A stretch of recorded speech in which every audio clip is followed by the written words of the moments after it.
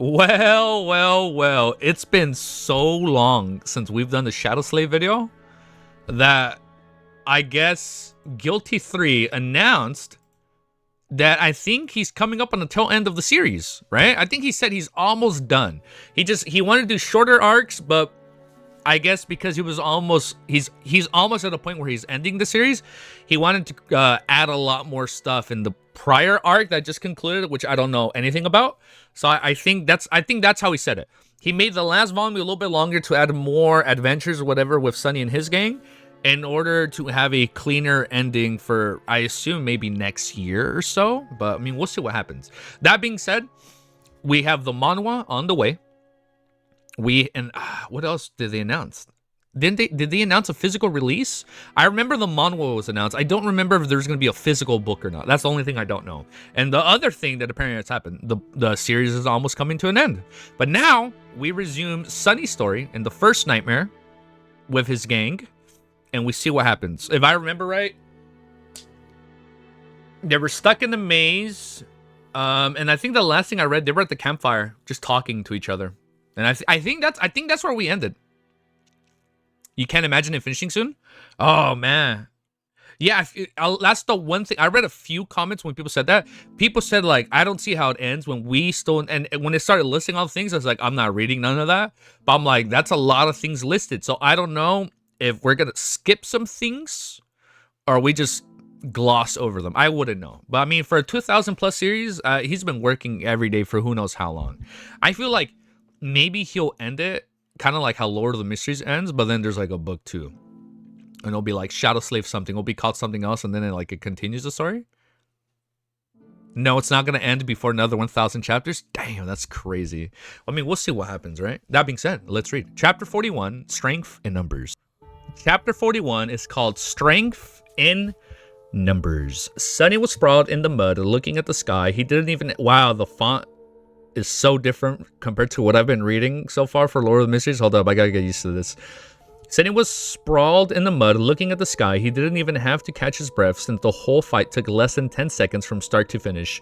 No one was dead, wounded, or... Oh yeah, they said, fuck it, let's go fight. Yeah, no one was dead, wounded, or even bruised. Well, with the exception of the scavenger, it was completely out of his expectations. He glanced at the monster's corpse to make sure that it was actually dead, then summoned the runes and took a look at the number of shadow fragments in his possession. Oh, and I remember, he doesn't collect souls like everybody else, right? It's shadow fragments. Shadow fragments, it's 16 out of 1,000. It was actually true. The mighty awakened beast perished just like that, and although Nephis did most of the work, he was the only one to deal the killing blow.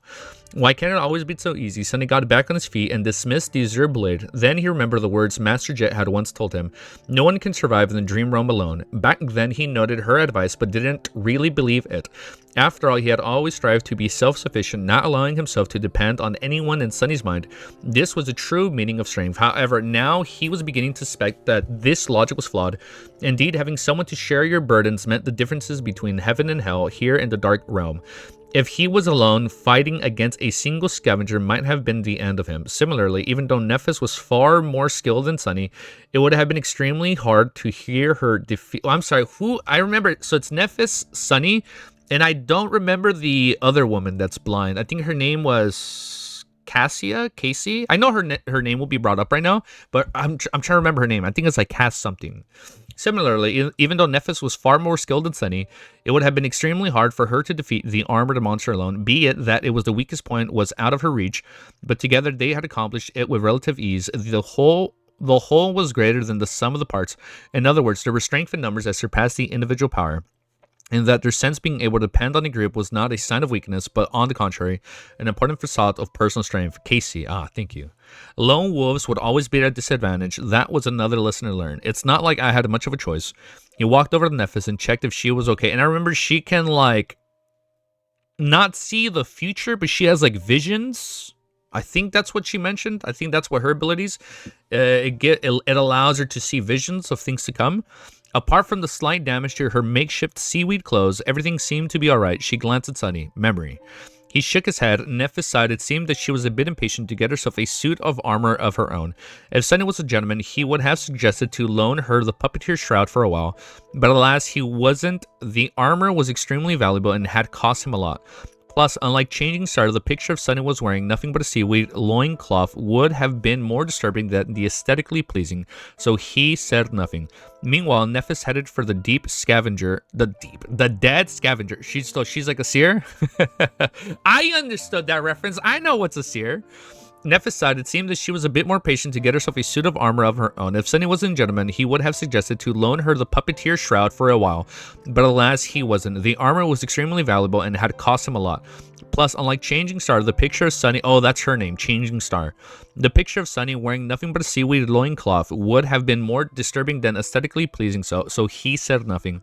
Meanwhile, Nephis headed for the dead scavenger and said without turning her back, "Bring Cassie." Oh, so what's Cassie? Got it. Bring Cassie. With a sigh, Sunny turned around and left the clearing. Soon he approached the place where the blind girl was waiting patiently for her to return. Hearing his footsteps, she flinched and raised her head. "Sunny?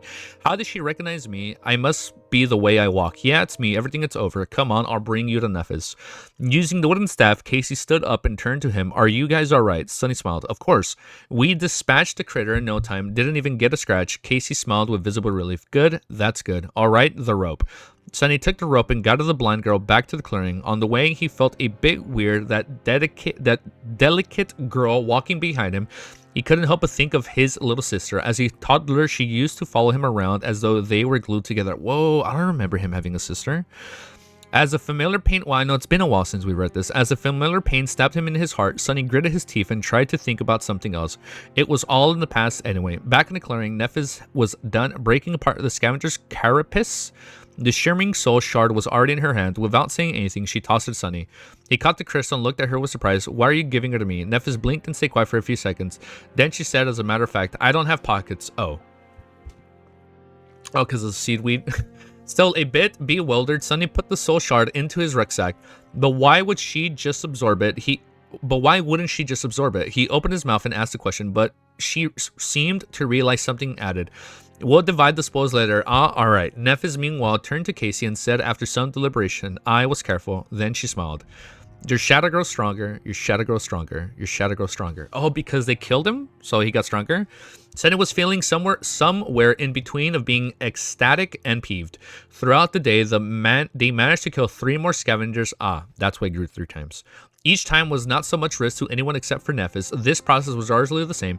After discovering the monster, he would hide in the shadows while Nephis would act as bait. Then, when the time was right, Sunny would stealthily approach and finish the fight with precise strike of the Azure Blade. He was wondering if that was being in the main hero's party felt like. To anyone else, maybe with the exception of Castor, dancing around a deadly awakened beast would have been a tall task, most likely ending with the dancer's death. Nephis, however, had managed to do it over and over, seemingly without too much strain. What's more, her performance wasn't based solely on skill, with no aspect ability involved in the regard. Oh, it's just her strength, no aspects. In regard, even Castor couldn't even have done better. She was swift, calm, and precise. Even more, she made oh my god, I cannot read. It is way too early today. I am so sorry. Every move she made was calculated and perfectly timed. She seemed to innately understand the flow and logic of combat, which gave her the ability to roughly predict what actions the mindless beast would perform in the next seconds. Then it was just a question of physical powers to evade and even manipulate them to a certain degree. Sunny had always known the skills and experience were more important than raw power, but by watching Nephis, he vividly understood just how vast the difference between them was. Yeah, I know, man. It's early, man. And because we haven't read Shadow Slave in so long, I don't know if it makes any sense. I'm not used to reading, I guess, Guilty 3's writing style compared to Lord of the Mysteries writing style, right? If that makes any sense. It's like it's such a change in tone, right? If that makes any sense. Even though his divine aspect allowed Sunny to exert more strength and speed than Changing Star, in an actual fight, he would never stand a chance. Of course, he was also an important part of every encounter. His role as the finisher was to no avail, and not just anybody would have been able to accomplish 4 kills with 4 strikes. Even though Sunny was not taught any elaborate techniques, he was still a somewhat experienced fighter. He had a good physical coordination, combat intuition, and most importantly, a cool-headed mentality. It feels weird when switching. Yeah, I feel like it's going to take me a few more chapters. Yeah, but yeah. Hey, glad to know I'm not the only one. It's pretty easily digestible once you read a few chapters. No, I know. I feel like once I get the chapters, I'll get in the groove again. What? And On top of not being able to read, I can't stop fucking stuttering today. Oh my goodness. Happy Thanksgiving, by the way, for people that celebrate it. Not to mention the fact that they were only able to ambush the scavengers so effectively due to a shadow scouting them out in advance. All in all, it was almost equal cooperation. Still, watching Nephis fight was nothing short of sobering. Trying not to get too dejected, Sunny summoned the ruins. Shadow fragments 22 out of 1,000, so he gets 1 per kill. Got it. 8 fragments today, pretty excellent. Currently, they were waiting on the edge of the labyrinth path leading directly to the giant statue of the Headless Knight. There was a group of scavengers between them and the statue, moving past without any haste. The sunset was near, but they still had time. Slowly, minutes flowed by. At some point, Nephis gave the command to move. Helping Cassie along, Sunny followed Changing Star and quickly traversed the open space between labyrinth and the statue. Now they only had to get on top of it. However, it wasn't that easily. Scaling the 200-meter tall monument would have been hard in normal circumstances, but now I forgot how tall that fucking statue was. So that's 600 feet. But now they also had to somehow pull Cassie up, leaving her behind until they were at the top would not have been saved. That is not good. In the end, Nephis and Sunny took turns pulling the rope every 20 meters or so. Casey will hold onto the rock and wait until they climbed higher, and then the process would repeat. It was slow and torturous, but by the end, Sunny's muscles were sore and almost on fire. But they managed to get to safety before the dark waters washed them away. As the night began to descend, the 3 sleepers sat in the center of the circular stone platform and rested. As they did not bring any materials to make a fire and it would already be too late, there was no way to cook food. They ended up chewing on the strips of dried meat, passing the bottle of limitless water around. They have limitless water. I forgot that was a thing. It was the bag, right? Or the bottle. Passing the bottle of limitless water around. Yeah, I know that's what it means to have a bottle. Bottle of water. Got it. After some time, Nephis gave Sunny a sign to take out the spoils of today's journey. He took out 4 shimmering soul shards and put them on the ground. Without any discussion, Changing Star moved 2 crystals in his direction and took 2 steps for herself. Then she gave one of hers to Cassia. Is it Cassia or Casey? It's spelled different. Cassia, Casey. Sunny watched it in silence. By the time Nephis, you see, look, then she gave one of hers to Cassia, but Sunny watched in silence. By the time Nephis and Casey, I'm sorry, is it Casey or Cassia? Cassia. Oh, Cassia is her full name, and Casey is her nickname. Oh, that makes so much more sense. Okay, thank you. Cassie is a full name, Casey's a nickname. Nephis and Casey had absorbed the soul shards. He still didn't make a move to take his. After all, he took another crystal out of the rucksack and moved all 3 to Nephis. The silver-haired girl looked down at him with her eyes. Don't you want to grow stronger? Sunny grinned. Of course I do, but these won't do me much good right now. It's no secret that you are the main fighting force of our group. He sighed. The stronger you are, the better our chances of survival get. Plus, it's not a gift, it's a trade. Nephis raised an eyebrow. A trade? What do you mean? Sunny deliberated for a few seconds before answering. It's rather simple. I will give you these soul shards and all the other soul shards I earn on the way to do... Wait, what? Oh, yeah, he has to do like half-truths. I forgot about that. It's rather simple. I will give you these soul shards and all other soul shards I earned on the way to that castle. Then he looked her in the eyes and said, in return, you will teach me how to fight. That is a good trade. That's a good trade. All right, next chapter. Chapter 42 is called Essence of Combat. Nephis looked at him and contemplated. This time she remained silent longer than usual. Sunny felt a bit nervous under her gaze, knowing that he was being evaluated with Changing Star skills and insight. It was hard to imagine just how much she had gleaned from his battle performance. Both his current level and future potential must have been pretty much laid bare in front of her. Were they enough to make teaching him worth her while? After some time, she took the soul shards and nodded. Okay. Sunny smiled, congratulating him on a successful deal. Not only did he receive a lot while not losing much, but he also had managed to create a bit of a favorable impression of him in his eyes, Nephis and Casey. As far as performances went, this was a great one. So when do we start again? Nephis shrugged. Now? Now. He's like, what? I was hoping tomorrow. Sunny glanced in the sun, which was almost already gone. Were they going to train in complete darkness? It wasn't really an obstacle for him. Changing Star, however. We will start with some words. That will also be enough for today. After hesitating a while, she added, Casey, you listen to.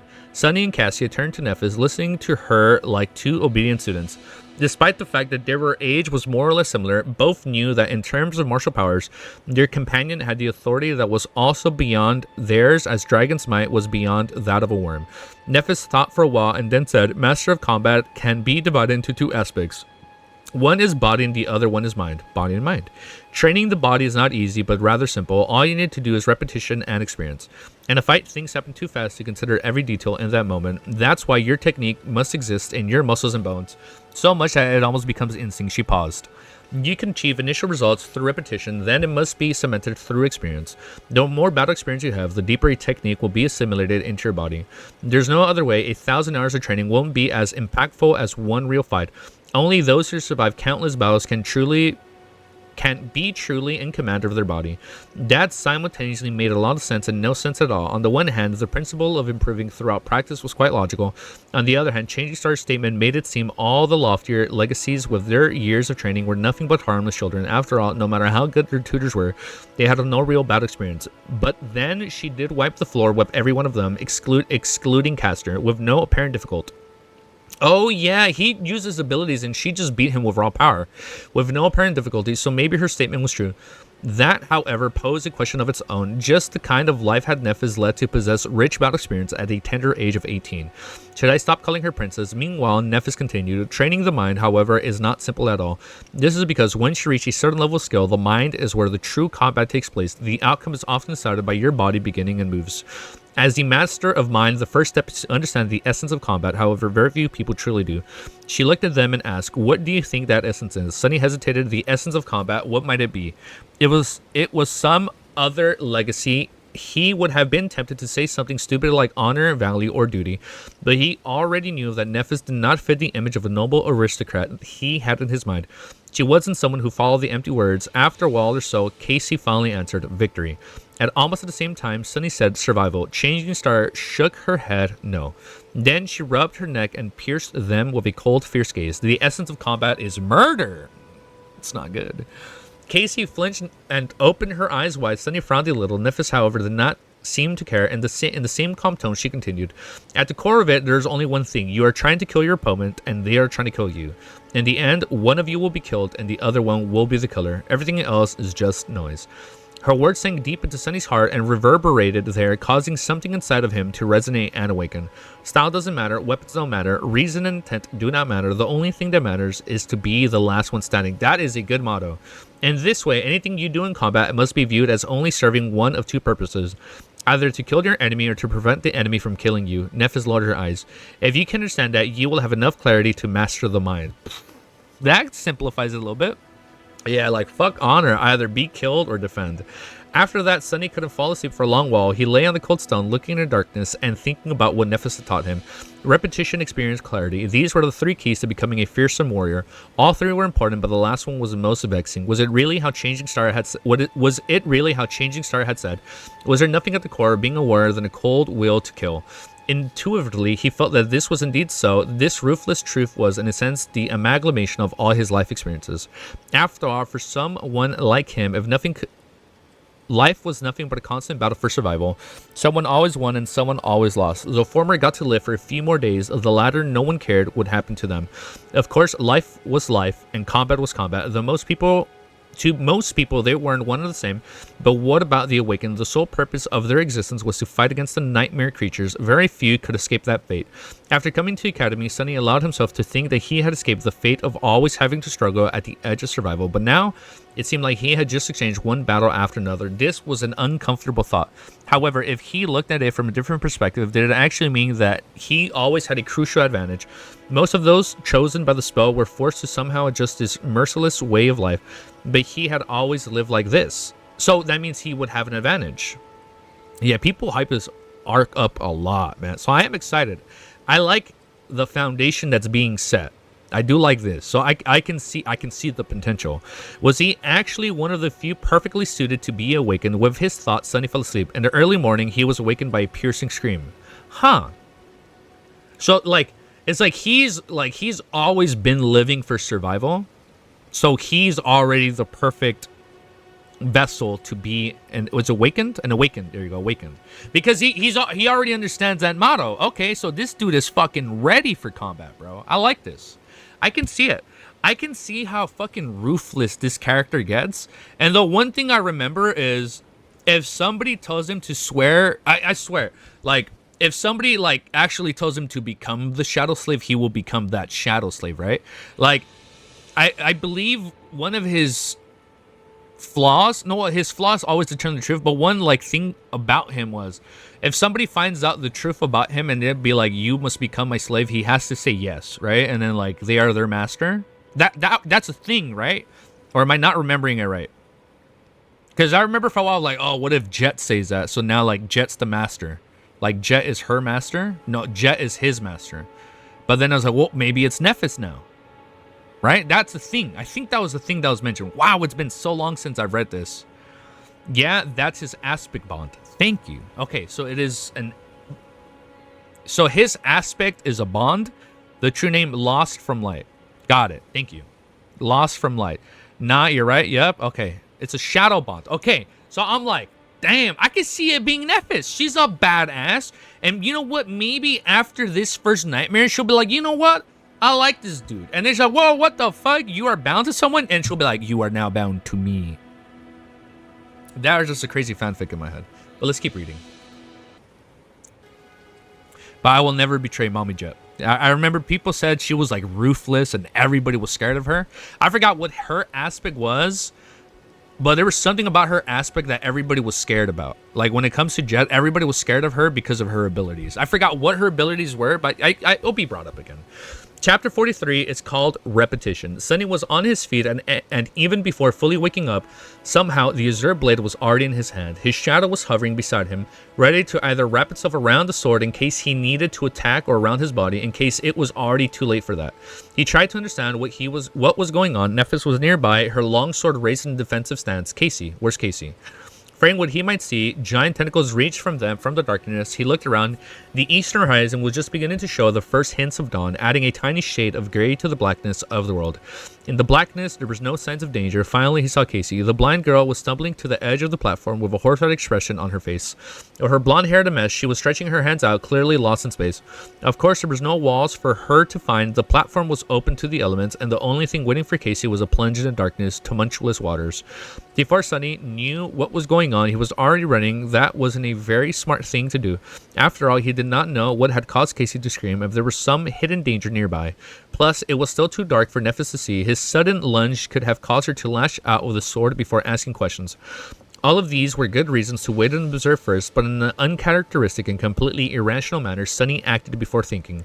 He caught Cassie moments before she took a step off the platform and, holding her tightly in his arms, dragged the blind girl back.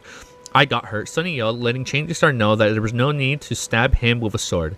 And then in a quiet voice, he said to Cassie, I got you, it's alright, everything is fine, calm down. He felt the girl's body trembling and he looked around again, trying to understand what had scared her so much, but there was nothing. The fuck? What was it? Nephis was listening to the sea for the same reason. After a few seconds, she asked, do you see anything? Sunny helplessly shook his head. No. He helped Cassie sit down in the center of the platform while Nephis stood guard above them. He looked the blind girl over to make sure there were no wounds on her body. Everything seemed to be fine. She's not hurt anywhere. Changing Star looked down. Although her face remained indifferent, he could tell that she was a bit flustered. After a second or two, she asked in something that might have been her version of calming tone. It sounded pretty much exactly the same as usual. Cassie, what happened? Magically, that did seem to calm the blind girl down a little, at least enough for her to speak in a quivering voice. Cassie extended one hand and pointed it down. That head I saw. Oh gods? Fuck. Did she see a vision? Oh, it's a vision. The head? Oh, what the fuck? Whose head? Did she see a vision in the past? The tall girl was silent for a moment. I don't know. It never happened before.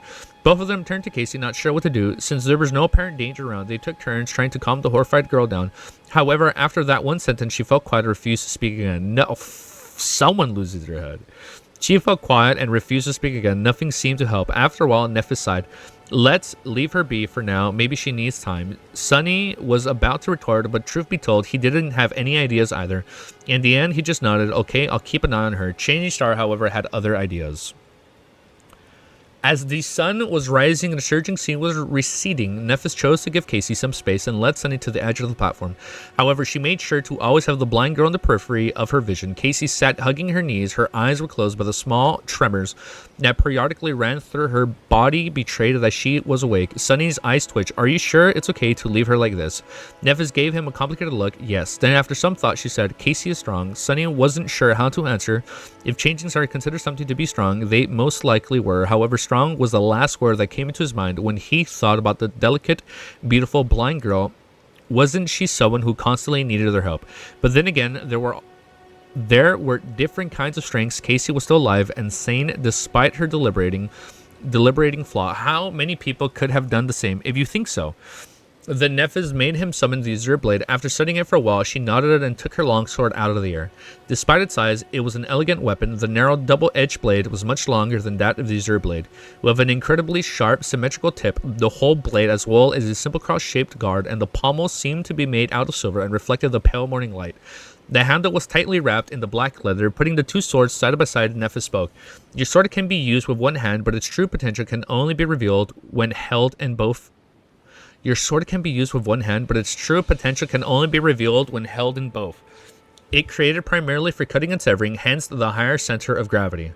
It is created primarily for cutting and severing, hence the higher center of gravity. However, it can thrust as well. Then she gestured to her. My sword is a bit more versatile. It was created for both cutting and thrusting, and it has a double edge. However, the principle of wielding these two swords effectively is the same.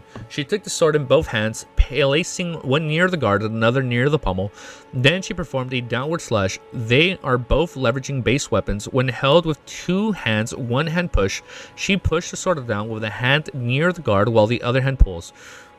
The hand near the pommel simultaneously pulled the handle up, giving the blade a tremendous boost in speed.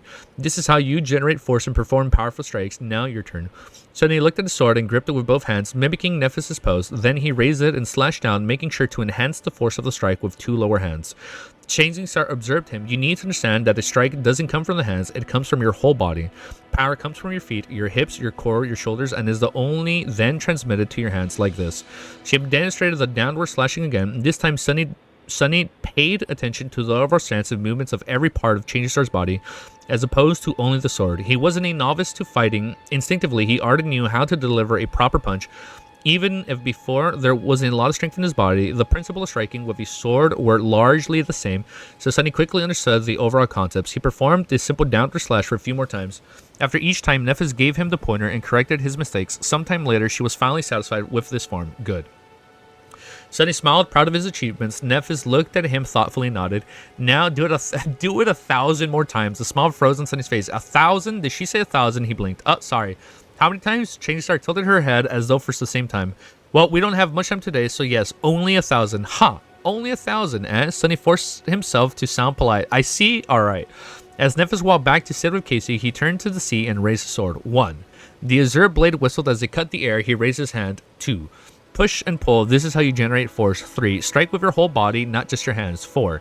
As Sunny raised his sword and slashed down over and over again, only one thought that eventually remained in his mind. Repetition, experience, clarity, repetition. By the time he was done performing 1,000 strikes, Casey was finally ready to speak. I feel like he's going to get stronger. All right, so we're getting like a quick little training arc. And now we're going to get her dream or her vision. Okay, let's keep going. Chapter 44 is called Casey's Dream. With pretty much every muscle in his body, Sunny walked over to the girl and fell on the ground. After... Read this vision clearly. Yo, you caught up at 2 XP? What's up, dude? Don't worry, we're going to read nice and slow. We got to see what her dream is. Something about a head, and then she said, oh gods. With pretty much every muscle in his body sore, Sunny walked over after doing 1,000 reps. Sunny walked over to the girl and fell on the ground. After catching his breath, he looked at Casey. Casey, do you feel better? Several seconds later, the blind girl slowly nodded. That's a relief. She said that? Several seconds later, the blind girl slowly nodded. He said that's a relief. He shifted and hesitated for a bit. Cassia didn't look too well. Her face was still very pale, with a distinct dazed expression on it. Her body, at least, was no longer trembling. Sunny wasn't very good at talking to people, let alone placing them. He wasn't sure what to say. He cast a gaze at Nephis and sighed inwardly. Who knew that one day he would turn out to be the most sociable person for as far as the eyes could see? What a joke. Can I have some water? That's a deep joke. That's a deep cut right there. Can I have some water? Casey turned to him and scowled, as though confused by the question. Then she suddenly gasped and opened her eyes wide. Oh, sorry. Yes, of course. She summoned the limitless water bottle and offered it to Sunny. He took it with a grateful smile and greedily drank a few gulps before giving the bottle to Nephis. Eventually, it returned to Casey. You drink some too. After she said that, he awkwardly patted the blind girl on the shoulder. Everything seems to be fine now. Did you dream of another vision? You can tell us if you want. Casey hesitated for a bit before saying, I don't know. Maybe it was just a nightmare. One would say we are like in the first nightmare. I understood their reference. Sunny and Nephis exchanged glances. They both doubted what Casey saw was a simple nightmare, and after all, people usually did not dream in the dream realm. The blind girl meanwhile continued. Oh, people do not usually dream in the dream realm. Oh shit! Wait, this is a good reminder too. There's nightmares and then the dream realm. The dream realm is a shared space for the awakened, and the nightmares, well, at least the first nightmare that Sunny had is like the individual nightmare where a person can awaken if they like succumb the nightmare. And I think there was more to it. There was like another, I know there was more to it, but I assume will be brought up again. Casey hesitated for a bit before saying, I don't know. It's a trial? Thank you. I don't know. Maybe it was just a nightmare. Nightmares are trials. Got it. And then this place that they're at, it's not, that's a trial. So what is it that they're in right now? What's this dream realm they're in? This I don't remember. Like, what's the shared space called? Because I know they had the option to go in or to not go in. At least that's what the Academy said. Fuck, man. It's been over a month, man. I'm so sorry it's taking so long to read this. Dream realm is like a different world. Got it. Sunny and Nephis exchanged glances. They both doubted that what Casey saw was a simple nightmare. After all, people usually did not dream in a dream realm. The blind girl, meanwhile, continued, I don't really remember. It was all fragments. Sunny carefully considered his words, not wanting to pressure Casey too much. You can just tell us what you remember. Maybe we'll be able to make sense of it together. Casey sighed and tenaciously nodded. After a long pause, she finally found the courage to speak. At first, I saw a boundless darkness locked behind the 7 seals. Something vast was churning in the darkness. I felt like if I directly saw it, I would lose my mind. As I watched, terrified, the seals broke one after another until only one remained, and then the seal broke too. She trembled a little. After that, I don't know. It was as though my mind shattered into 1,000 shards. Each shard reflected its own image. Most of them were dark and scary. Some I have already forgotten. The others. Casey fell silent. I remembered. I saw the human castle again, only this time it was at night. There was a lonely star burning in the black skies. A star? Okay, hold up. There was a lonely star burning in the black skies, and under its light, the castle was suddenly consumed by fire. With rivers of blood flowing down its halls, I saw a corpse in a golden armor sitting on a throne, a woman with a bronze spear drowning in the tide of monsters, an archer trying to pierce the falling skies with its arrows.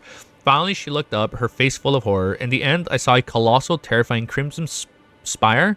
At its base, seven severed heads were guarding 7 locks, and on top, what the fuck is this, man? And in the base, 7 severed heads were guarding 7 locks, and at the top, a dying angel was being consumed by hungry shadows. When I saw an angel bleed, I suddenly felt as though something so precious that it can't be described with words was taken from me. Her voice became quieter. Then I felt so much sorrow, pain, and rage that what little remained of my sanity seemed to disappear. That was when I woke up. What the fuck was that dream? That's so trippy. Her voice became quieter. Oh, shit, I skipped a sentence. Nephis and Sunny remained silent for a while, trying to make sense of what Casey had told them. Even if Nephis had an idea, she didn't show it. Sunny, however, was totally lost. He couldn't even begin to decipher the hidden meaning behind his vision, even if it was one. Previously, Casey's vision about the castle was pretty much straightforward. It showed her a human fortress and even directions in which it was situated. This time, however, her dream was disjointed, full of weird symbols and symbolism and vague, uncertain images, much more like a charlatan's prophecy than a vision gained through an aspic ability. Finally, he sighed. Maybe it actually was just a nightmare. Your previous visions weren't just like that, right? Casey suddenly shook her head. Sunny scratched the back of his head. Well, people don't usually dream in a dream realm, but you do. Perhaps seeing a random nightmare once in a while is a side effect of your ability. The blind girl turned to him, a faint relief written on her face. You really think so? He hesitated, trying to find the right words. Why not? It's a possibility. Inwardly, however, he felt uneasy. A dying angel being consumed by the shadows. What does it sound so ominous? I should try to stay away from an angel in the future. Gee, what has become of my life? A sentence like that doesn't even sound insane anymore. With that, they finally were ready to welcome a new day. Some time later, they were sitting on the western edge of the stone platform, looking the scavengers below. Sunny's shadow was busy scouting a path to the next high landmark. Were there always that many? Sunny glanced at Nephis and shook his head. No, there was much more. They seemed to almost be done with the carcasses. I doubt it will last until nightfall, which meant that by tomorrow, all the beasts would be roaming the labyrinth, making it... Oh, shit, so they gotta start escaping. Which meant that by tomorrow, all the beasts would be roaming the labyrinth, making it hard for the 3 sleepers to make any progress. It would be best to leave today and put some distance between themselves and the horde before the scavengers were done with their feasts. However, without scouting a path in advance, there was a chance of not making it to safety in time. Both options are risky. Nephis frowned, seemingly thinking at the same time. After a while, she said, I don't want Cassie to spend another night near the statue. Let's leave now. Sunny thought of a while, then opened his mouth and offered his own opinion. However, sudden commotion below prevented him from speaking. Down at the bottom of the disappearing sea, amidst the mountains of a broken coral, the carcass of the giant shark-like monster, the remaining halt, to be precise, was almost stripped of meat, and between its white bones, something shimmering in the mud. 2 extremely large luminate crystals. Are those shards? Sunny's eyes twitch. Are those? Yes, shards of 2 transcendent soul cores. Transcendent, 2 of them. That sounds big. Suddenly, he was simultaneously filled with greed and fear. Greed because of how rare and precious transcendent soul shards were. Fear because the giant shark turned out to be a corrupted devil at least. One corrupted level, if not stopped by a saint or a larger number of Wiccan, could potentially destroy an entire city. What the fuck killed it? Sunny, belated, realized that he was much closer to death on the first night than he had previously thought. Should we wait and listen? He stared at Nephis and then obediently listened to the distant, barely audible clamor of the scavengers. After a while, he noticed some disharmony in it. Nephis suddenly tensed up. There. She pointed in the direction of the labyrinth. After concentrating on it, Sunny was finally able to notice 2 massive shadows stepping out of a particularly wide passage. A second later, the creatures casting those shadows appeared inside. Sunny gulped. Damn. The monsters looked like scavengers, but not quite. To start with, they were much larger, towering above the surroundings at more than 3 meters of height. The carapace seemed to be thicker. It was colored in deep black and scarlet, like an ancient armor drenched in blood. Here and there, vicious-looking spikes were growing out of the carapace, making their every move much more dangerous. Additionally, instead of a heavy pincer, their upper realms ended with a long, curved, terrifying bone scythes. Sunny felt cold sweat running down his spine. What the hell are those things? Nephis tilted her head. Monsters, I guess. Nightmare creatures with 1 soul core were called beasts. They were dangerous and strong, but mindless. If they were able to develop or were created with a second core, they became monsters. They were created with a second core, they became monsters. Monsters were much more devastating and posed some rudimentary, warped form of intelligence. They were the next step in a nightmare's beast evolution. Okay. And these 2 seemed to be bigger, deadlier versions of the carapace scavengers. Sunny and Nephis watched as 2 monsters approached the carapace. The scavengers were visibly afraid of them, rushing to get out of the way. Those 2 were too slow, were mercilessly thrown to the side of or cut apart to the bone scythes. Rivers of the azure blood were flowing in their mud. What are they doing? Did they somehow come to absorb the soul shards? Oh, that is not good if that's what they do. Finally, the monsters reached the carapace. Why am I saying carcass? It's a carcass. Each of them took 1 of those shards. However, instead of absorbing them, they simply turned around and carried the precious crystals away. The scavengers made way, following the shards with their little hungry eyes. Sunny blinked and looked down at Nephis. Do we still leave now? Changing Star frowned and hesitated for a few moments later. She looked in her head. No, we'll go tomorrow. Like, let's wait. Then she turned west and observed the retreating monsters. Get your shadow to follow those 2 back.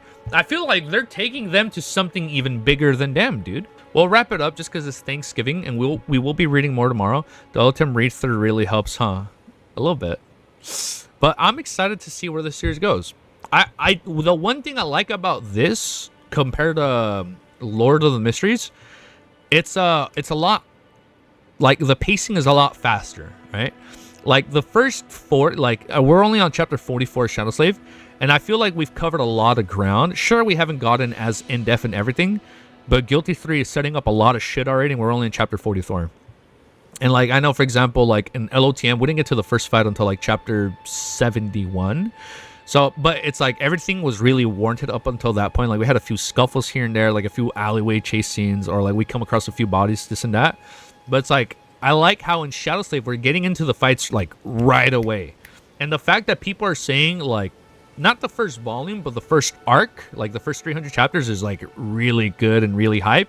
It gets me excited Because now I'm like, shit, man. Like I can see how hyped this series gets. And like I've read some discussions. People say like the first arc is like some like S tier shit when it comes to web novels. But then I've also heard some people say like, okay, the later parts it kind of like drags on apparently. I don't know. I'm just saying what people have said. But then people are saying like, no, it's not dragging on. Like it's all for a purpose. But now that the series is allegedly coming to an end, as per what Guilty 3 said, I don't know. I feel like it's all gonna like come up to something pretty good. All the SS arcs have amazing endings. All Shadow Slave arcs. Hey, that chapter will be that chapter with cooking was peak. Yeah, man. I'm telling you, anything with cooking. I feel like I'm gonna look back on these chapters in the future. Like, you know what? I missed those cooking chapters. But I am excited. I don't know what the fuck her dream meant. She came across a big ass door, 7 seals, and each of those 7 seals, they kept breaking. We'll read more tomorrow. They kept breaking until only one was left. And she said she saw a falling star, but I read the word star, and I'm thinking of changing star, right? Like I'm thinking of Nephis. I don't know if in her dream the star is supposed to represent Nephis in a metaphorical way. But I'm like, what the fuck is the archer? And I don't know. But we'll see what happens. Well, don't worry. We'll be reading more tomorrow on Friday. Maybe the past, but don't worry. We'll be reading more tomorrow. I figured I'd read a little bit right now. That way I'm ready for tomorrow. Kind of get back in the groove of it. I stuttered way too much in the beginning. I feel like I kind of got my bearings at the end. But don't worry. We'll be reading more very, very soon. That being said, peace. Have an amazing day. And I'll be back tomorrow for more Shadow Slave. And I am going to be reading... We'll be reading probably Omniscient Reader Viewpoint tomorrow. Just a little bit. I'm probably going to read like an hour each. Right? Oral V and Shadow Slave. I think that's the goal for tomorrow. Same time tomorrow. Maybe a little bit after, because I want to do some shopping. There's like one thing I want to buy, so I'm going to try and buy that a little early tomorrow. Bite me, chat. But we'll see what happens. That being said, I'll see you guys all tomorrow. Peace.